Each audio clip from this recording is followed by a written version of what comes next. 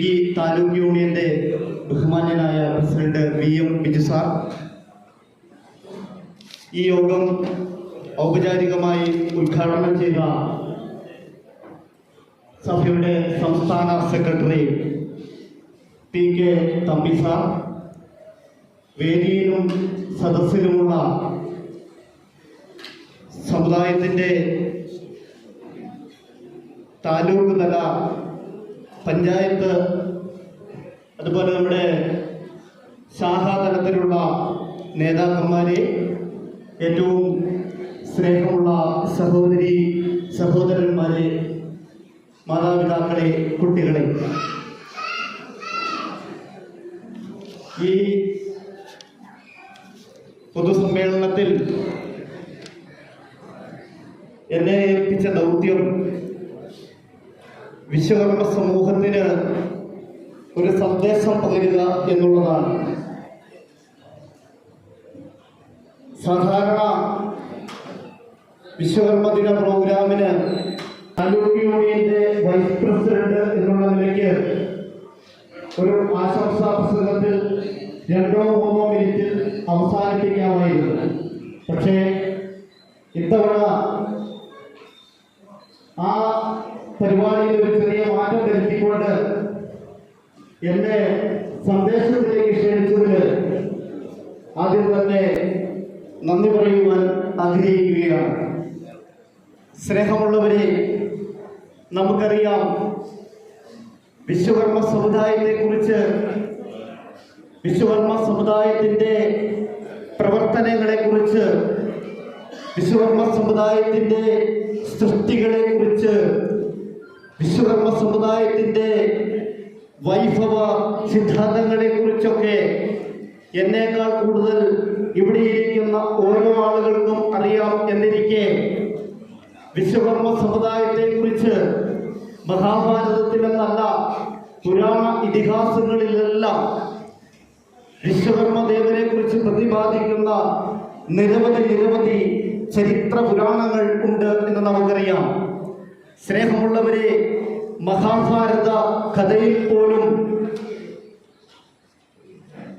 ഇന്ദ്രപ്രസ്ഥം എന്ന പാണ്ഡവരുടെ അതിമനോഹരമായ അതിവിശിഷ്ടമായ ഒരു കൊട്ടാരത്തെ കുറിച്ച് പ്രതിപാദിക്കുന്നുണ്ട്.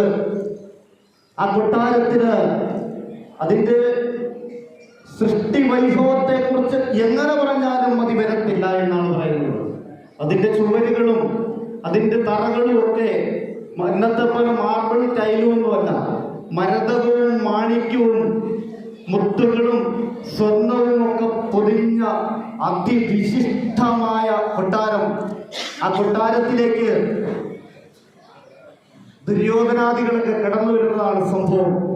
ദുര്യോധനാദികൾ ഇങ്ങനെ കടന്നു വരുമ്പോൾ നമ്മുടെ പാഠപുസ്തകത്തിൽ പഠിച്ചിട്ടുണ്ട്, ആ തറയിലേക്ക് നോക്കിയപ്പോൾ ജലമാണെന്ന് കരുതിയത്രേ. അപ്പൊ ജലമാണെന്ന് കരുതി ഉടയാളിലേക്ക് ഇങ്ങനെ പതുക്കെ പൊക്കി പിടിച്ച് തറയിലൂടെ നടന്നു വന്നപ്പോ, വെള്ളമില്ലാത്ത തറയിലൂടെ എന്തിനാണ് തുണിമൊക്കി പിടിച്ചുകൊണ്ട് നടക്കുന്നതെന്ന് ദുര്യോധന് തോന്നിയപ്പോ, ആ ആടയാവട്ടുകളൊക്കെ അഴിച്ചിട്ടിട്ട് വീണ്ടും നടന്നപ്പോ നിലയില്ലാത്ത കയത്തിലേക്ക് പോയി പതിച്ചു എന്ന് ചരിത്രം പറയുന്നു. അങ്ങനെ ദുര്യോധനും കൂട്ടർക്കും ജലസ്ഥല വിഭ്രാന്തി ഉണ്ടായത്രേ. ആരാണ് ഈ ജലസ്ഥല വിഭ്രാന്തി ഉണ്ടാകുവാൻ ശേഷിയുള്ള മുമ്പിൽ ഇന്ത്യ മഹാരാജ്യം സൂചിപ്പിക്കുന്നതും ചൂണ്ടിക്കാണിക്കുന്നു എന്ന് നമുക്കറിയാം. സ്നേഹമുള്ളവരെ, ഈ ഇന്ത്യ മഹാരാജ്യത്തിൽ നിർമ്മിക്കപ്പെട്ടിട്ടുള്ള നിരവധി ക്ഷേത്ര സമുച്ചയങ്ങൾ ഒന്നിന് ഒന്ന് പ്രത്യേകതയായി നിർമ്മിക്കപ്പെട്ടിട്ടുണ്ടെങ്കിൽ അതിന്റെ പിന്നിലെ വൈജ്ഞാനികമായ സിദ്ധാന്തം അത് വിശ്വകർമ്മജന്റെ മസ്തിഷ്കത്തിൽ ആർജിച്ചതാണെന്ന് നാം മനസ്സിലാക്കണം. ഒഡീഷയിലെ സൂര്യക്ഷേത്രത്തിന്റെ താഴികക്കുടത്തിന് ഉപയോഗിച്ച കല്ലിന് ബ്രിട്ടീഷുകാരന്റെ കപ്പലിന്റെ വടക്ക് നോക്കി യന്ത്രത്തിന്റെ ദിശ പോലും മാറ്റിമറിക്കുവാൻ ശേഷിയുണ്ടായിരുന്നു എന്ന് പറയുന്നു. അപ്പോ എന്തുകൊണ്ടാണ് വിശ്വകർമ്മജന് ഈ നാഗരികതയുമായിട്ടുള്ള ബന്ധം എന്ന് പരിശോധിക്കേണ്ടത് അനിവാര്യമായ ഒരു ഘടകമാണെന്ന് ഞാൻ മനസ്സിലാക്കുന്നു. ഈ കഴിഞ്ഞ ദിവസം ഫേസ്ബുക്കിൽ ഒരു വാർത്ത വന്നു. പാപ്പാടുംപാറ ചെല്ലാർകോവിലില് നന്നങ്ങാടി കുഴിച്ചെടുത്തു അത്രേ. നന്നങ്ങാടി കുഴിച്ചെടുത്ത ഒരു ഫേസ്ബുക്ക് പോസ്റ്റ് ഞാൻ വായിക്കുകയുണ്ടായി.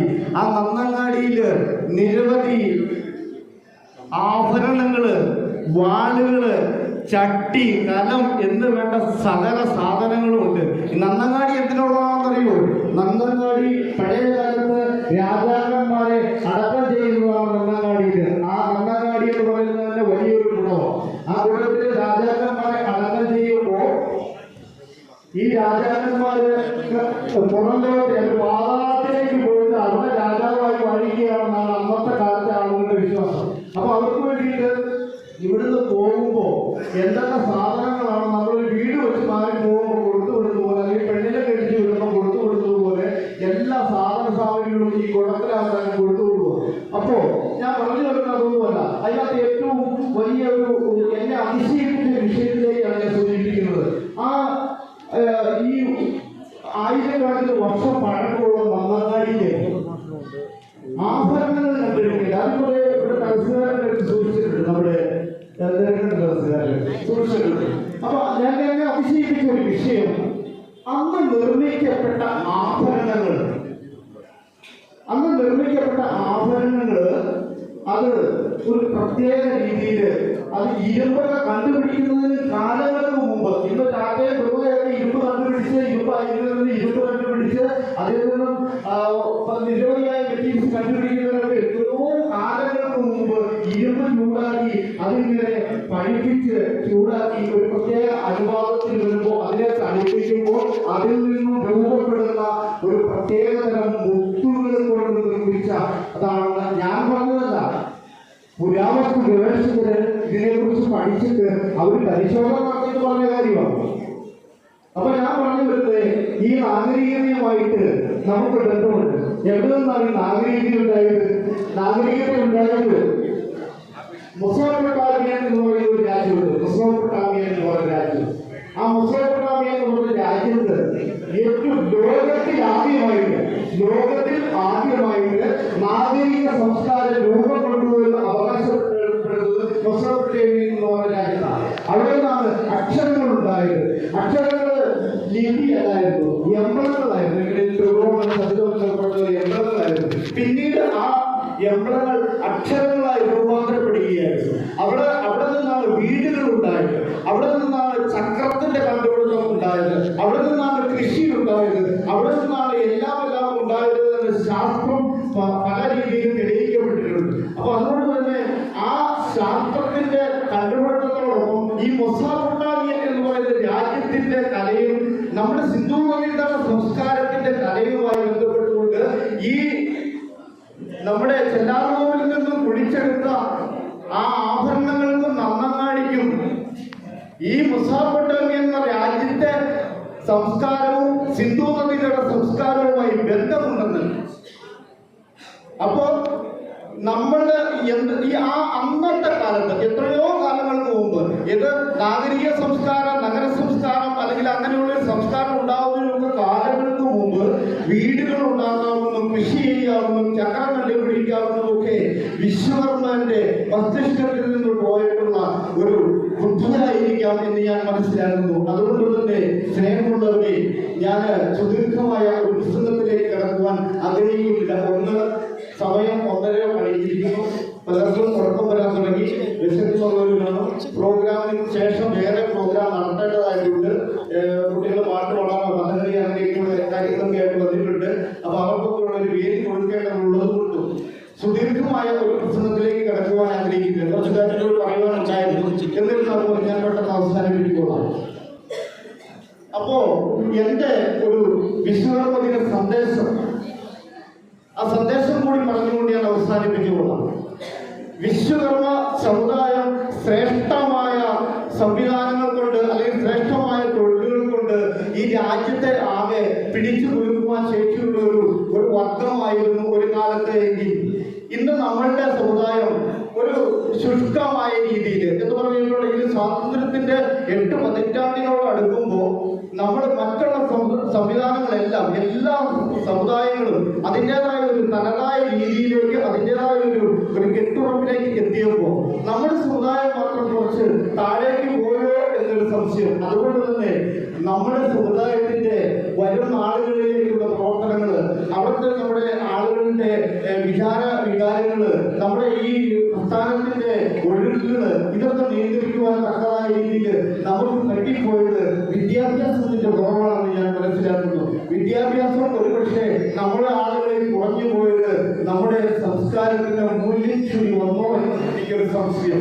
അതുകൊണ്ട് തന്നെ ഇന്നിവിടെ വിദ്യാഭ്യാസ അവാർഡുകൾ പ്രഖ്യാപിക്കുന്നു. വിദ്യാഭ്യാസത്തിന് +2 A+, അതുപോലെ SSLCക്ക് A+ കിട്ടിയ കുട്ടികൾക്കൊക്കെ ആദരവ് കൊടുക്കുമ്പോൾ ആ ആദരവ് ഏറ്റുവാങ്ങുന്ന മക്കളിൽ നമ്മുടെ സമുദായത്തെ കൂടി ഈ രാജ്യത്തിന്റെ, ഈ ലോകത്തിന്റെ പരമോന്നത നെറുകയിലേക്ക് കൈപിടിച്ചുയർത്തുവാൻ കഴിയുന്ന ഒരു മാനവികതയും അപ്പുറത്ത് മനുഷ്യ സ്നേഹത്തിന്റെ സന്ദേശം ആളുകൾക്ക് പകർന്നു നൽകുവാൻ കഴിയുന്നവരായി നമ്മുടെ മക്കൾ മാറണം.